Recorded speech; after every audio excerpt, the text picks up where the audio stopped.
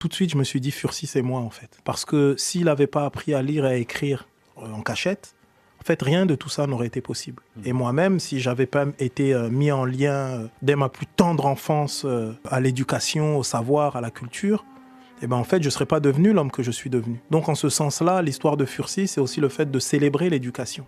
Fursi, né libre, esclave maintenu par la cupidité des hommes. Silence! Fursi devrait être libre, car sa mère a été affranchie il y a des années.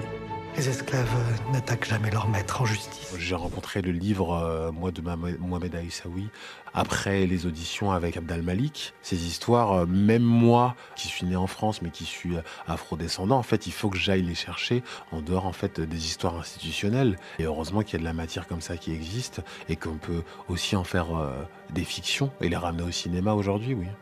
La nature a horreur du vide, en fait. Et si on raconte pas ces histoires-là, eh ben, il y a d'autres histoires qu'on raconte. Et les autres histoires qu'on raconte sur ces sujets-là, eh ben, ce n'est pas nécessairement des histoires fédératrices. L'histoire de Fursi, c'est aussi le fait de célébrer l'éducation. Mais si on célèbre l'éducation, il faut comprendre l'importance du savoir et de la connaissance de manière générale. Il y a un groupe de rap qui s'appelle Ministère Hammer qui ont dit un jour « Le savoir est une arme ». Et en fait, le savoir est une arme qui nous pacifie et qui pacifie notre rapport à l'autre. Mais il faut l'avoir, ce savoir, il faut l'avoir, cette connaissance.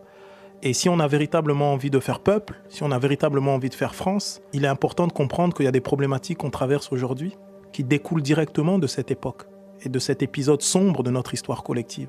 Donc c'est important d'y aller, c'est important de creuser.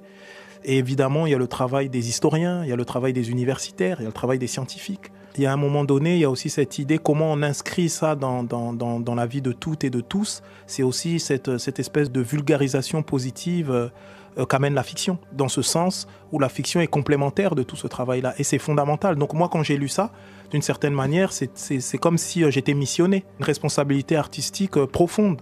Et encore une fois, si on a envie véritablement de faire peuple et de faire nation, etc., eh ben, on doit être capable de raconter ces histoires-là qui nous permettront, in fine, si on les raconte avec justesse, ça nous permettra de déposer nos sacs de douleur et d'avancer toutes et tous ensemble. Parce que si elles ne sont pas racontées, en fait, elles disparaissent en fait, de la conscience collective. Donc en fait, c'est pour ça que c'est important de les ramener en lumière.